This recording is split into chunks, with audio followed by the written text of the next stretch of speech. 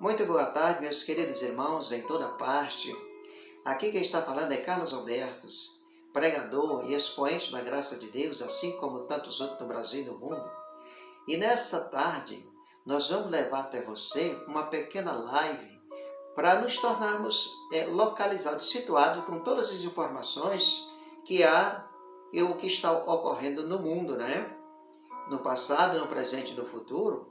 E nós vamos com esta live trazer temas importantes para que nós sejamos edificados espiritualmente. Principalmente os irmãos, os eleitos de Deus que estão em toda parte, né? Tanto no sistema religioso como fora do sistema religioso. Então a palavra de Deus ela é rica em conteúdos primários, né? Conteúdos que vêm a falar conosco, né? A Bíblia, a palavra de Deus que fala com o homem, né? Então nós temos aí informações necessárias e úteis. Hoje são 12 horas e 54 minutos e nós estamos falando no dia 22/4/2021. Lá no futuro, alguém poderá gostar de A questão da palavra de Deus, que é denunciado pelos pregadores da graça, não é necessário que você, eu não gostei. Ótimo, não gostou, você não gostou, mas o outro já gostou. E assim, então a palavra de Deus, ela muitas vezes não agrada a todo mundo, né? Não era realmente aquilo que você esperava. Então a gente fica feliz em levar, que as nossas lives possa ser um só ponto, que vai falar com você, ou dizer para você, ou te informar. Porque a nossa missão aqui não é dificultar, mas é tornar claro, sucinto, para que nós tenhamos condições de andar perante Deus sem nenhum tipo de constrangimento, ok? Então nós vamos lá, vamos olhar para a Bíblia, vamos ler Provérbios, capítulo 29, versículo 18, onde está escrito: onde não há profecia, o povo se corrompe. Eu estou lendo a Bíblia corrigida do João Ferreira de Almeida, mas quando olhamos, aqui tem 5 Bíblias, certo? A King James vai dizer o seguinte: um povo que não aceita a revelação do Senhor é uma nação sem ordem. Quem obedece à palavra de Deus é feliz. Eu gosto muito dessa tradução da King James, porque a King James traz umas coisas importantes, ela é muito próxima daquilo que foi escrito dos antigos, né? Escritos, né? Ou seja, dos originais, né? E a Bíblia judaica também, muito boa. Se é a visão profética, o povo fica sem controle, mas aquele que busca a Torá é feliz. Bíblia de Jerusalém, 29:18. Quando não há visão, o povo não tem freio. Feliz aquele que observa a lei. É NVI. Onde não há revelação divina, o povo se desvia. Mas como é feliz aquele que obedece à lei? Então, nós estamos tratando de um tema, de um assunto que era pertinente, né? Lá em Jerusalém. Salomão, que é o rei de Jerusalém, ele comenta e faz isso aí, faz esse apontamento dizendo: onde não há profecia, o povo se corrompe. Então, por que foi tão importante a profecia no passado? É muito importante, porque o profeta eram os oficiais de Deus que transmitiam ao povo a mensagem de Deus. Era responsável para trazer este oráculo, essa mensagem de Deus ao coração das pessoas. Uma coisa aqui que eu quero te falar, neste irmão, se você gostar dessa mensagem, dê o seu like para que essa mensagem seja propagada para muitas outras pessoas que estão espalhadas no universo. Então nós temos aí essa mensagem que era de bastante importância, era muito especial para a sociedade de Israel. Porque quando eles queriam tomar ou fazer alguma coisa, Deus usava um profeta para falar com aquela nação, ok? Então os profetas foram muito exigidos e foram muito importantes no passado, no Velho Testamento, e diante dos reinados, os reis, tiveram ali Deus dirigindo esta nação através de um rei, mas o profeta era bastante importante ali para poder falar ao rei. Então, nós estamos numa época do iluminismo, né? Aliás, pós-iluminismo. que é o iluminismo? É um movimento intelectual do século XVIII, caracterizado pela centralidade da ciência e da racionalidade crítica no questionamento filosófico, o que implica a recusa a todas as formas de dogmatismo espiritual das doutrinas políticas e religiosas tradicionais filosófica das luzes, ilustração, esclarecimento, século das luzes. Ótimo.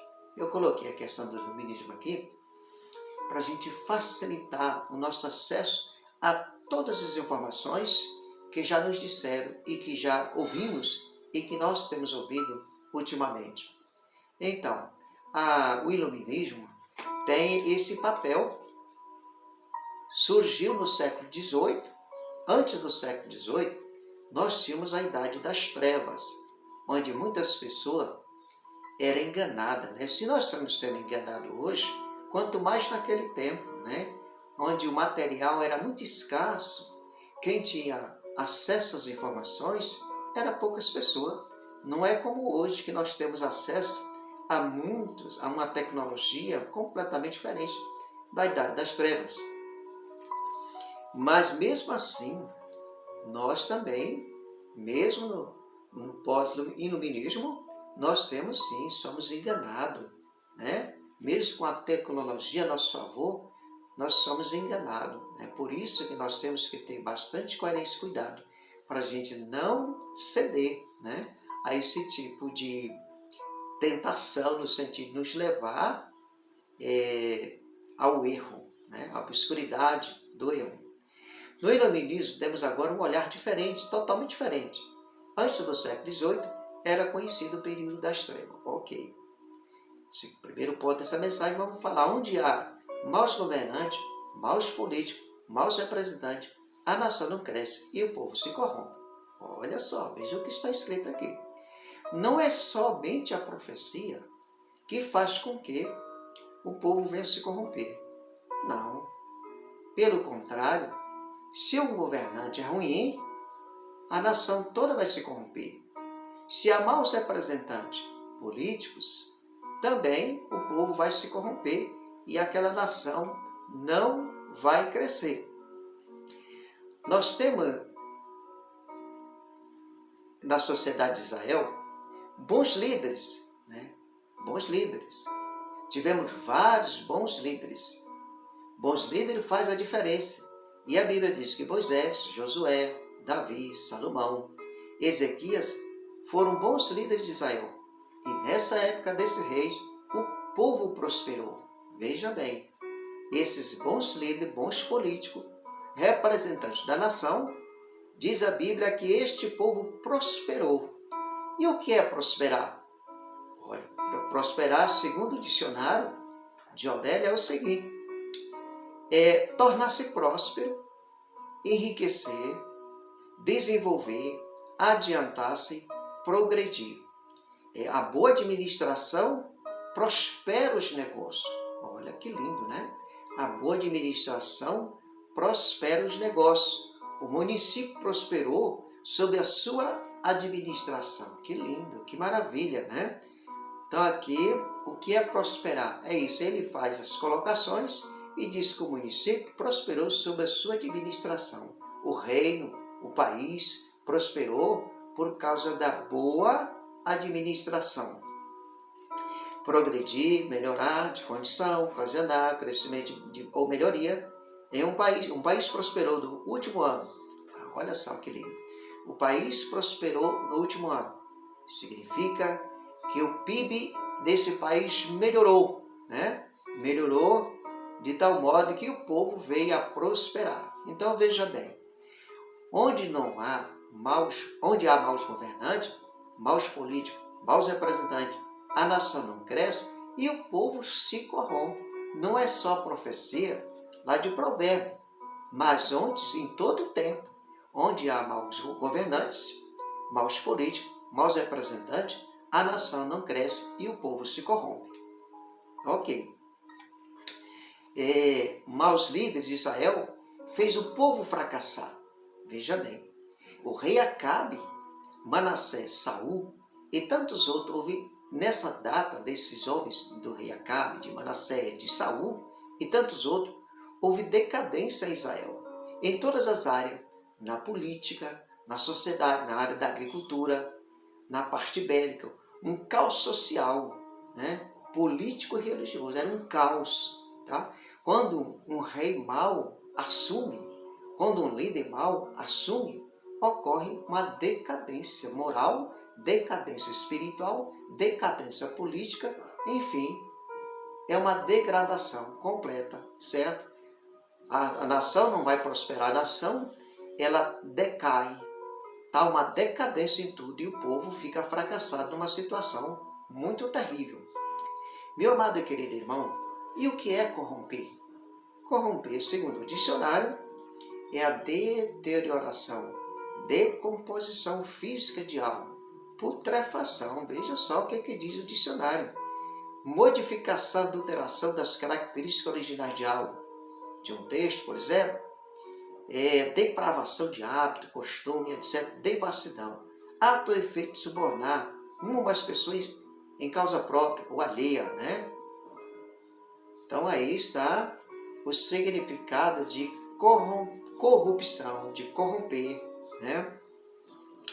Me faz lembrar a revista Cruzoé. A Cruzoé, como cidadão brasileiro, a Constituição nos garante, no artigo 5º, que todo cidadão tem liberdade de expressão, certo? Então, por isso, eu estou me reportando à Constituição brasileira, tá? E vou falar o que está dizendo aqui a revista Cruzoé. A revista Cruzoé, tem pouco tempo, que fez uma matéria de um cidadão de muita influência no nosso país, que dizia que era o amigo do amigo de meu pai. Ora sim, o amigo do amigo de meu pai. Então, é um sujeito de muita influência na nossa política brasileira e está aí que ele estava ligado com o ato de corrupção em praticamente quase todo o país, ok? Então a revista Cruzoé, por isso que eu estou falando, nós estamos no pós-iluminismo. Então o que se faz hoje se sabe amanhã, porque os jornais publicam isso, as revistas vão publicar.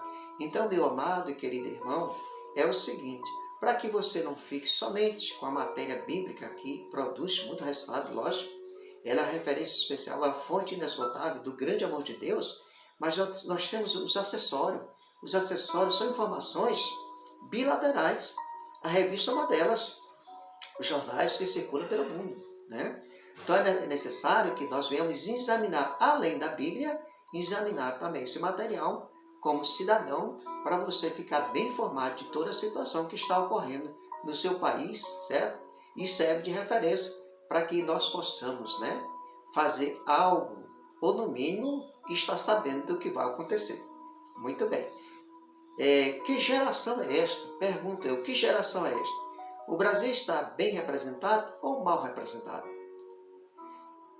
Se nós fizermos uma simples matemática do joio e do trigo, vamos chegar a um resultado. Jesus falou do joio e trigo. Se nós fizermos uma soma hoje, trazer para os nossos dias, fazer uma soma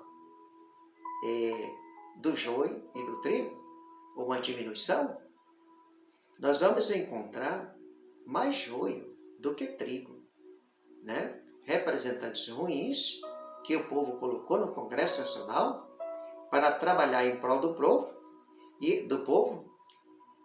e eles estão trabalhando, sempre costumo focalizar essa questão direta.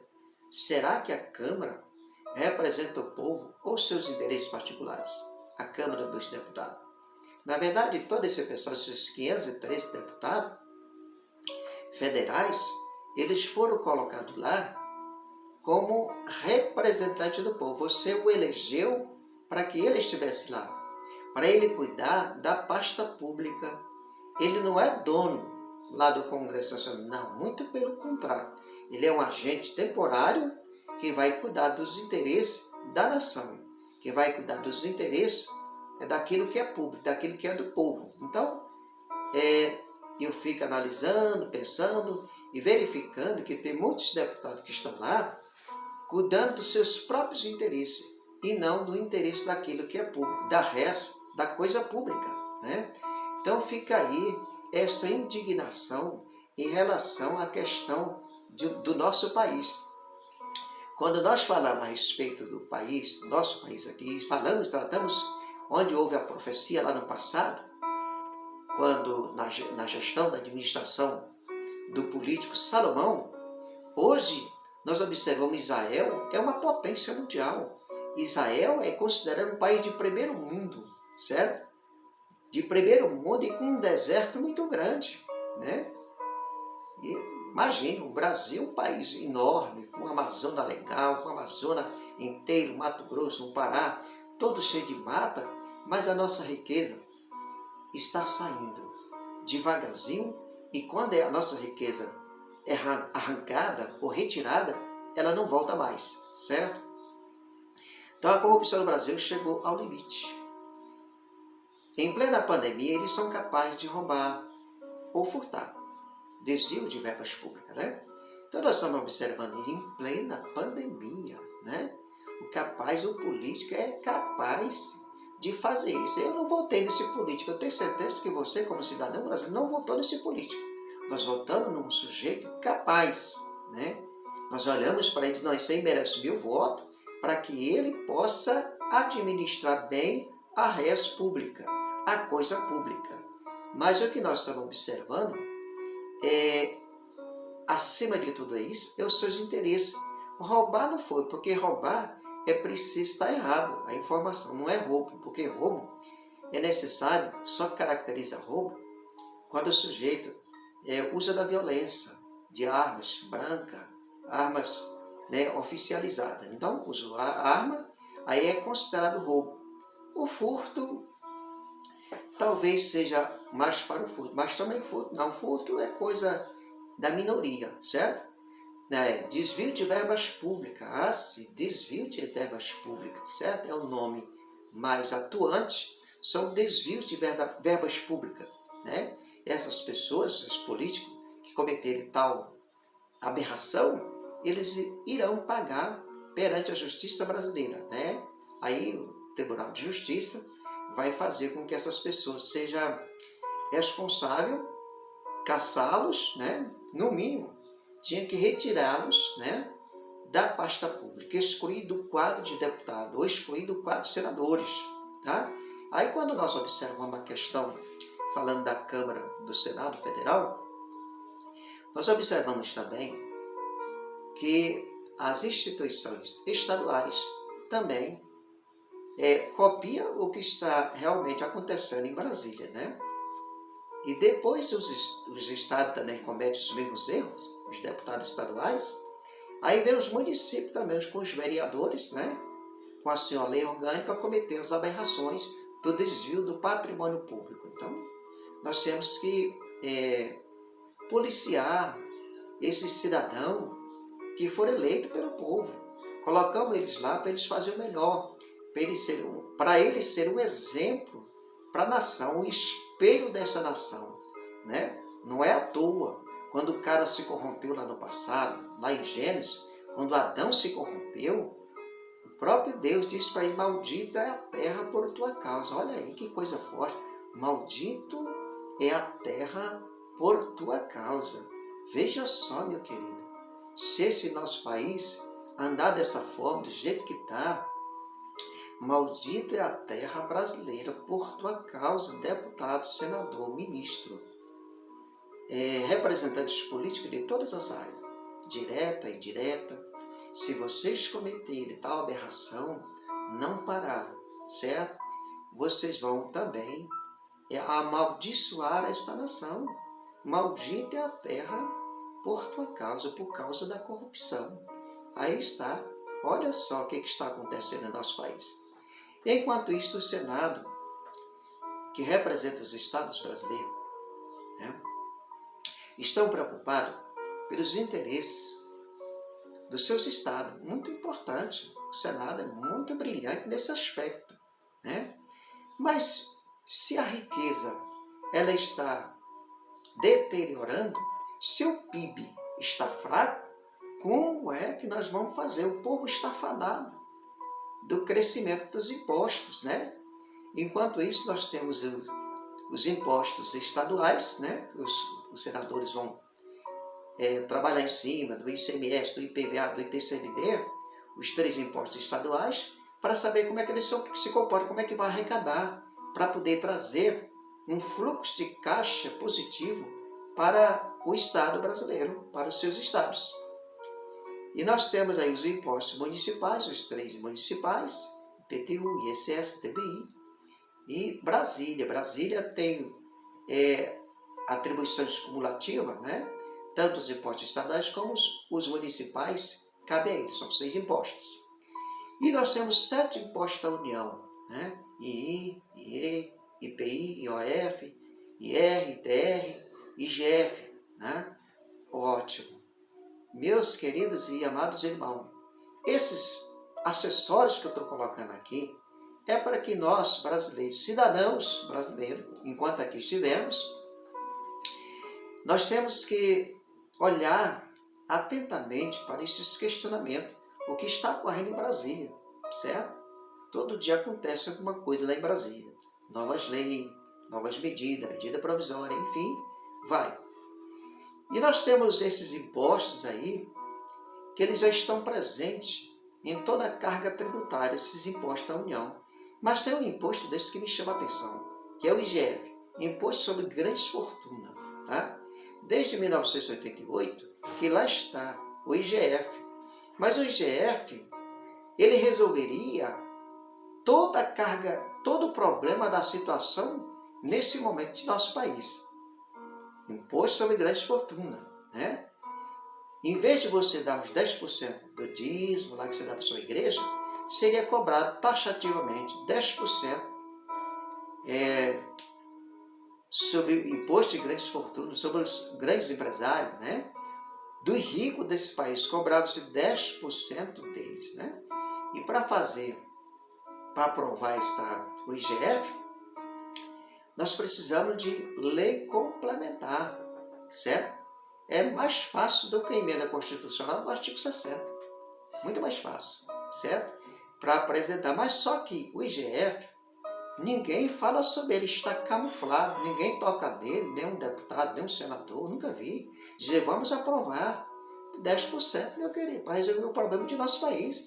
Olha o tanto de cidadão brasileiro, olha a classe média desse país, olha os pobres, para onde vão? Será que nós vamos? Olha, vocês viram o que está acontecendo na Venezuela? Tá? Então, meus queridos, se vocês forem humildes o suficiente para aceitar que tem que aprovar o IGF, é muito importante, vai tirar esse país de uma situação de risco, tá bom? Mas será que isso vai ser aprovado? Tá? Será, senhores ministros do STJ, do STF, se vocês têm condições de fazer isso? Ou melhor, ou vocês estão com medo de dar um tiro no próprio pé, certo? Porque esse imposto vai diretamente ao encontro das riquezas que vocês têm, do patrimônio que vocês têm, né? Vocês ganham muito bem, o melhor de todos os salários estão com vocês. Então, seria muita humildade da vossa parte aprovar esse imposto sobre grandes fortunas, ok? Então, a igreja primitiva, segundo ponto, a igreja primitiva não se corrompeu, não por falta de inimigos, né? Que a todo vapor andou querendo corromper a igreja primitiva, né? Então nós temos a igreja primitiva, não se corrompeu, sabe por quê? Porque nós tínhamos 12 apóstolos, mais um, 13º apóstolo, tinha a missão e a responsabilidade plena de pregar o evangelho da graça de Deus, aquilo que Cristo disse, eu vos dou este evangelho para vocês pregar, tanto para os judeus como para os gentios, apesar de que Jerusalém estava um fracasso, um caos, cheio de guerra, guerras internas, guerras externas.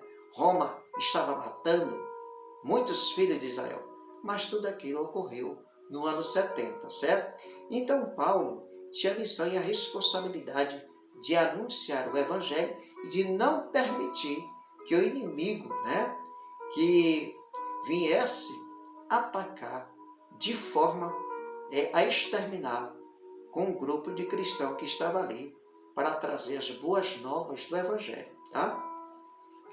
Quem eram os inimigos da igreja primitiva? Os Césares e muitos que se levantaram, inimigos internos e inimigos externos.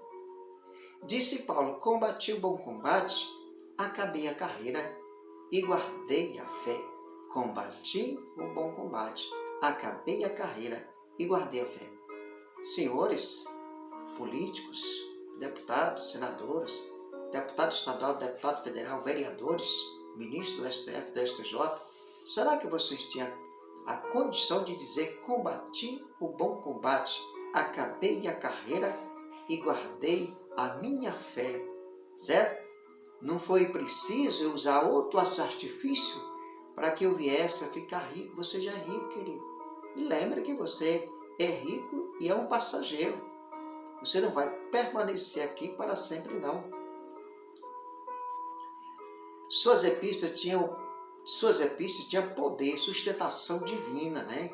Cristo homologou as epístolas de Paulo. As 14 epístolas de Paulo foram homologadas por Cristo. Cristo homologou. Deu visão para Paulo, mostrou para Paulo qual era o verdadeiro evangelho que se deveria pregar após o ano 70, onde houve a queda de Jerusalém, certo?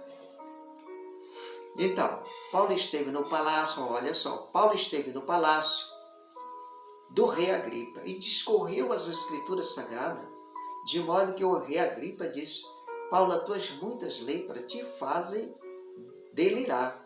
Por pouco não me persuade de ser cristão, né? Então, Paulo esteve no palácio do rei Agripa para falar do grande amor de Cristo. Mas com certeza, meus amados, que aquele rei Agripa, ele não veio a crer. Ele não era um eleito de Deus, tá? Porque se ele fosse eleito, ele se rendia. Está lembrado daquele ladrão que estava lá na cruz, que disse para Jesus: lembra-te de mim quando entrares no teu reino? Hoje mesmo estarás comigo no paraíso. Né? Ele era um eleito de Deus. Não adianta você pregar um evangelho para uma pessoa que não é eleita. Não vai ter jeito, não. Está lembrado quando Jesus disse em um de seus discursos que as minhas ovelhas ouvem a minha voz e elas me seguem? As minhas ovelhas. Quer dizer, nesse adjetivo ele diz: as minhas ovelhas ouvem a minha voz e elas me seguem. Então, tem ovelhas que não é do aprisco, certo? De Jesus. Então, o rei Agripa não era um eleito, tá? Por isso que não compreendeu o que Paulo diz, tá? O eleito é aquele que já vem pronto, vai cumprir a sua missão aqui e retornará para o seio do Pai Celestial, voltará ao seu local de origem, tá? Eu costumo dizer que nós temos dupla nacionalidade. A dupla nacionalidade, somos cidadão brasileiro, certo? Temporário, e depois nós temos uma cidade celestial, cidadão do céu para sempre. Terceiro ponto, hoje, nos dias atuais, conforme o Evangelho da Graça, não podemos usar um artifício profético, claro. Por que não? Tem como provar? Sim, porque a Bíblia diz que a lei e os profetas durou até João o Batista. A partir desse momento aí, não se fala mais em ministério profético. Não, não, não. Nós vamos observar que na época da transição ainda aparece alguém profetizando. Do ano 70, depois que cai Jerusalém, profetizando já no Novo Testamento e dialogando aí na época de Paulo. Mas por aí encerra o ministério profético, certo?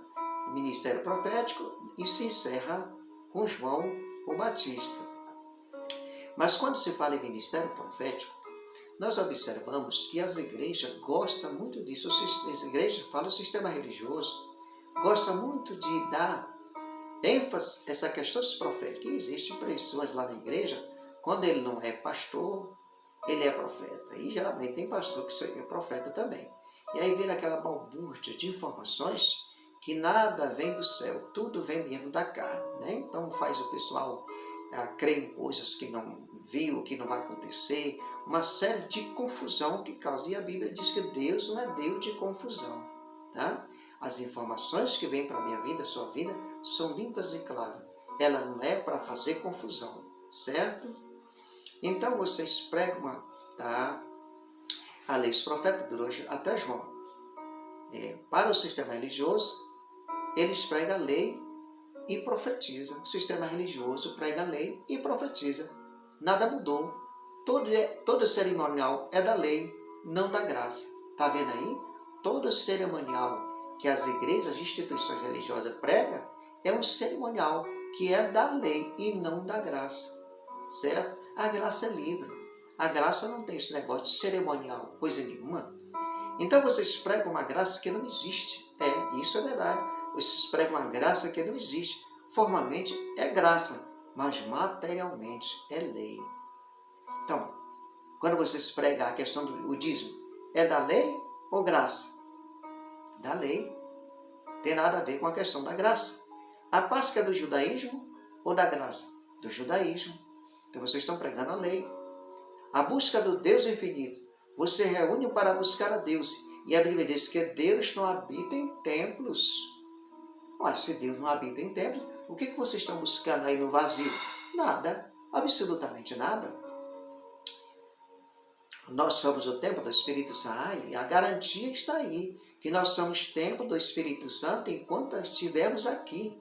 Neste tabernáculo, né? Neste corpo material, neste corpo matéria. Enquanto estivermos aqui, somos templo do Espírito Santo de Deus. Tá bom? A apologia que as igrejas fazem em relação ao que a escatologia consumada prega, os pregadores da graça de Deus, a defesa seria sempre houve tempo, né? Eles vão dizer sempre houve tempo. E quais são os objetivos do tempo? Fazenda, né? Os objetivos do tempo. Aí eu coloco nessa live o seguinte: lembra da fazenda? Lembra da senzala? Do casarão? Aldeia, né? Parece que nós estamos vivendo tudo isso. Casarão, fazenda, senzala, aldeia. O sistema todo. Agora eles têm o controle total de todas as coisas, certo? Apesar de tudo isso que nós estamos falando, que somos livres para andar na presença de Deus, e somos, tá? Mas nós, de uma certa forma, somos controlados, certo? O sistema mundial, certo? Então, praticamente nós estamos numa aldeia social. Grandes empresários da fé se levantaram no Brasil e fizeram fortuna. Olha só, grandes empresários da fé. Não foi, na verdade, um sacerdote que se levantou com a finalidade de mostrar para você as grandes verdades absolutas de Deus. Não. Eles agiram e agem como os empresários da fé. Por isso, tem grandes fortunas espalhadas pelo Brasil e pelo mundo, né? Nós não vamos citar aqui o nome dessas igrejas, mas são muitas igrejas no Brasil que se criou as condições, grandes fortunas, né? Enriqueceu de tal forma, e com que dinheiro? Com o meu dinheiro, com o seu dinheiro, com os dízimos, com as ofertas, com tudo isso, de forma ilegal, certo? Eu sempre costumo dizer, se essas igrejas, até que a Igreja Universal, outras igrejas, mas a Assembleia de Deus, cada uma das Assembleias de Deus, eles têm vários CNPJ. Se fosse só um CNPJ, era melhor para processar essas igrejas, né? Buscar ali o retroativo, no mínimo 5 anos, porque não dá para buscar os 30 anos. Se o STJ, o STS abrisse uma lei, uma condição que pudesse buscar nessas igrejas,